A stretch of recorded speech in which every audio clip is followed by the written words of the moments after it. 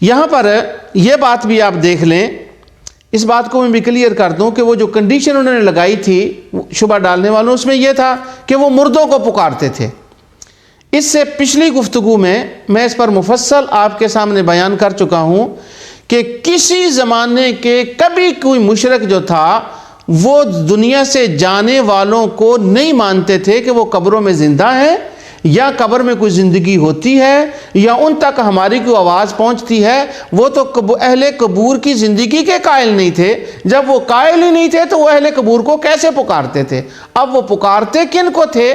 وہ معبودان باطلہ کو پکارتے تھے۔ ان کا بیان آگے اللہ تعالیٰ کی توفیق سے میں بیان کروں گا۔ ہاں جی، دوسری ایک شرط اور لگائی تھی شبہ ڈالنے والوں نے کہ جس کو پکارا جائے وہ زندہ ہو۔ اچھا، اگر زندہ کو پکاریں تو جائز ہے، اگر دنیا سے چلا گیا تو وہ پکاریں تو وہ شرک ہے۔ پہلی بات تو یہ ہے کہ قرآن و حدیث میں یہ کہیں بیان نہیں کیا گیا کہ زندہ کو پکاریں تو شرک نہیں ہوگا اور مردہ کو پکاریں تو شرک ہوگا۔ ایسی کنڈیشن قرآن و سنت میں کوئی نہیں ہے۔ لیکن اگر خواہ مخواہ اس پر کسی کو ضد ہو کہ نہیں جی زندہ ہی ہونا چاہیے، تو میں آپ کو 2-3 مثالیں دیتا ہوں۔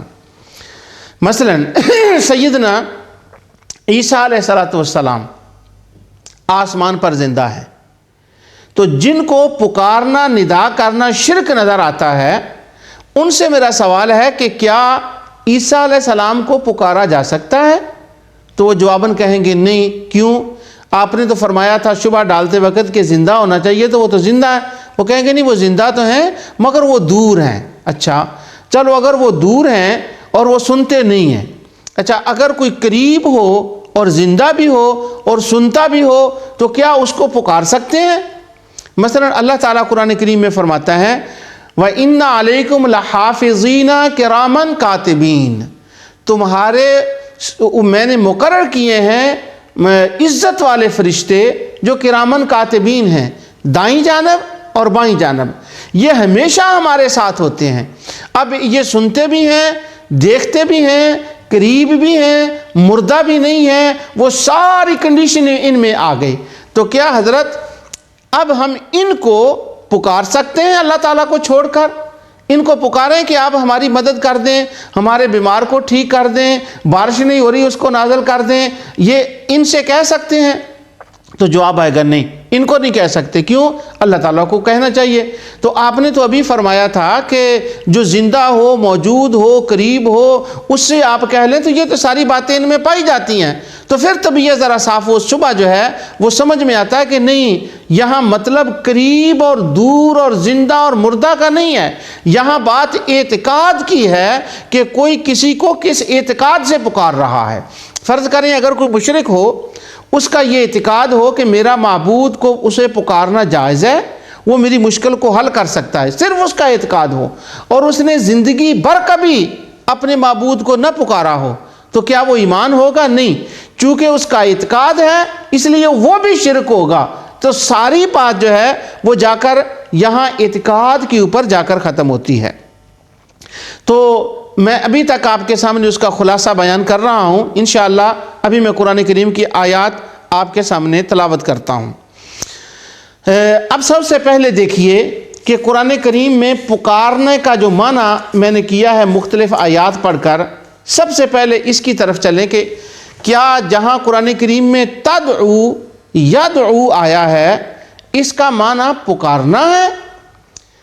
اردو زبان میں لکھے جانے والے جو ترجمے ہیں قرآن کریم میں، ان میں آپ کو 2 قسم کے ترجمے ملیں گے۔ کچھ وہ ترجمے ہیں جن کے اندر یہ آتا ہے کہ جن کو تم پکارتے ہو اللہ تعالیٰ کے سوا وہ تمہاری مدد نہیں کر سکتے۔ بعض ترجموں میں یوں لکھا ہوتا ہے کہ وَلَا تَدْعُوا مِن دُونِ اللَّهِ، اللہ کے سوا کسی کی عبادت مت کرو۔ تو تدعو کا معنی پکارنا نہیں بلکہ وہ پکارنا مراد ہے جو معبود سمجھ کر اور عبادت کی نیت سے پکارا جائے۔ تو تدعو کا معنی یہ ہے کہ وہ عبادت نہ کرو ان کی، اور ان کو عبادت کی نیت سے معبود سمجھ کر نہ پکارو۔ آگے چلنے سے پہلے صرف اتنی میں بات کلیئر کر دوں کہ پکارنے کے اندر جیسے میں نے ابتدا میں کہا تھا کہ ہم کہتے ہیں اللہم یا اللہ، تو پکارنے کے اندر ایک عبادت کا جز بھی پایا جاتا ہے۔ جو مسلمان جب یا رسول اللہ کہتے ہیں یا علی یا غوث کہتے ہیں، ان کے تصور میں وہ عبادت کا جز یا عبادت کی نیت نہیں ہوتی، وہاں محض ان کو وسیلہ اور ذریعہ اور واسطہ سمجھا جاتا ہے۔ مشرک جب ان کو پکارتے تھے تو وہ چونکہ معبود سمجھتے تھے، اس لیے ان کا پکارنا ایک جز کی وجہ سے، پکارنے کی وجہ سے وہ پورا عبادت ہو گیا۔ تو تدعو کا معنی ہوا عبادت کرنا، کیوں؟ اس کے اندر وہ جز پایا گیا۔ یہ ایسا ہوتا ہے کہ کبھی جز بول کر مراد کل لیا جاتا ہے۔ قرآن کریم کی ایک آیت میں آپ کو عرض پڑھتا ہوں، اللہ تعالیٰ فرماتے ہیں اقیم الصلاۃ لدلوک الشمس الی غسق اللیل وقرآن الفجر ان قرآن الفجر کان مشہودا۔ اس آیت کے اندر پانچ نمازیں جو ہم پڑھتے ہیں ان کا ذکر ہے، تو صرف میں آخری جملہ پڑھتا ہوں۔ اللہ تعالیٰ نے فجر کی نماز کو فرمایا انا قرآن الفجر، فجر کا قرآن، اور وقرآن الفجر، فجر کا قرآن۔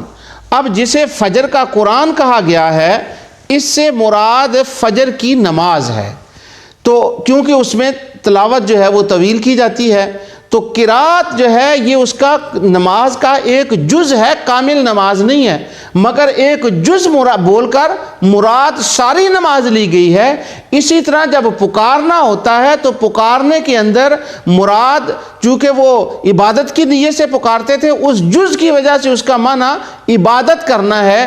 اس لیے بہت سے اہل علم نے وَأَنَّ الْمَسَاجِدَ لِلَّهِ فَلَا تَدْعُوا مَعَ اللَّهِ أَحَدًا کا معنی یہ کیا ہے کہ مسجدیں اللہ کے لیے ہیں، ان کے اندر اللہ تعالیٰ کی ذات کے سوا کسی کی عبادت نہ کی جائے، کیونکہ وہ ان کو معبود سمجھ کر پکارتے تھے۔ اب اس پر انشاءاللہ تفصیل سے گفتگو آ رہی ہے۔